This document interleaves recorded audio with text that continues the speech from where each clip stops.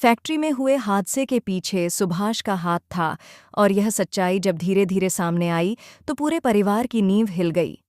तुलसी और मिहिर को आखिरकार समझ आ गया कि यह कोई साधारण दुर्घटना नहीं थी, बल्कि एक सोची समझी साजिश थी। लेकिन असली झटका तब लगा जब उन्हें पता चला कि इस साजिश की डोर केवल सुभाष के हाथ में नहीं थी, बल्कि उसके पीछे रणविजय की खतरनाक चाल भी शामिल थी। क्योंकि सास भी कभी बहू थी की कहानी अब उस मोड़ पर पहुंच चुकी है जहां हर रिश्ते की असलियत सामने आने वाली है। तुलसी जब गौतम को फोन कर मिहिर के घायल होने की खबर देती है तो उसकी आवाज में डर के साथ साथ एक अजीब सा संदेह भी होता है। गौतम तुरंत घर पहुंचता है, लेकिन उसके चेहरे पर चिंता के साथ एक बेचैनी भी साफ दिखाई देती है। वह मिहिर से मिलता है, हालचाल पूछता है, लेकिन उसकी नज़रें बार बार कमरे में मौजूद लोगों के चेहरों को पढ़ने की कोशिश करती हैं, मानो उसे पहले से कुछ अंदेशा हो। उधर अंगद का गुस्सा चरम पर है। उसे यकीन है कि ऋतिक की लापरवाही ने फैक्ट्री को बर्बाद किया है। रणविजय इसी मौके का फायदा उठाता है। वह अंगद के मन में जहर घोलते हुए कहता है कि ऋतिक ने हमेशा अपने फायदे के लिए परिवार का इस्तेमाल किया है। वह यह भी इशारा करता है कि हादसे के पीछे असली खेल कुछ और है।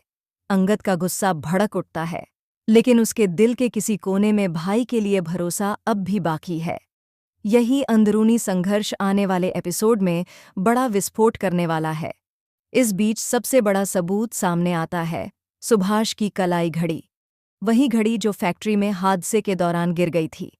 पार्थ को वह घड़ी मिलती है और वह चुपचाप तुलसी को सौंप देता है। घड़ी देखते ही तुलसी के चेहरे का रंग उड़ जाता है। उसे याद आता है कि यह घड़ी सुभाष हमेशा पहनता था।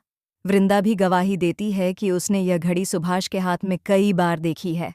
अब साजिश की परतें खुलने लगती हैं। फ्लैशबैक में दिखता है कि रणविजय और सुभाष ने मिलकर प्लान बनाया था कि फैक्ट्री की भारी अलमारी तुलसी के ऊपर गिरा दी जाए ताकि वह हमेशा के लिए रास्ते से हट जाए। लेकिन किस्मत को कुछ और मंजूर था। आखिरी पल में मिहिर वहां पहुंच गया और उसने तुलसी को धक्का देकर बचा लिया। अलमारी मिहिर पर गिर गई और वह बुरी तरह घायल हो गया।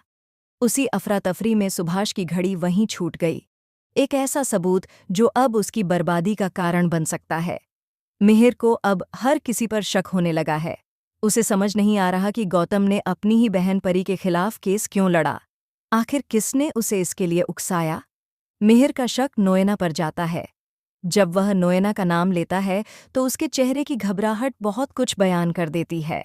लगता है कि नोएना किसी बड़े राज को छुपा रही है। लेकिन कहानी का सबसे बड़ा झटका अभी बाकी है। तुलसी जब रणविजय का सामना करती है और घड़ी उसके सामने रखती है तो रणविजय मुस्कुराने लगता है। वह कहता है कि एक घड़ी से कुछ साबित नहीं होगा।